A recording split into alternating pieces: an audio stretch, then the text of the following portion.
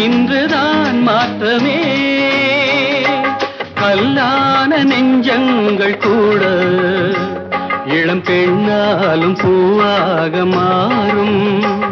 இனி நான் காணும் இன்பங்கள் ஆறு போல ஓட வேண்டும் தனிமையிலே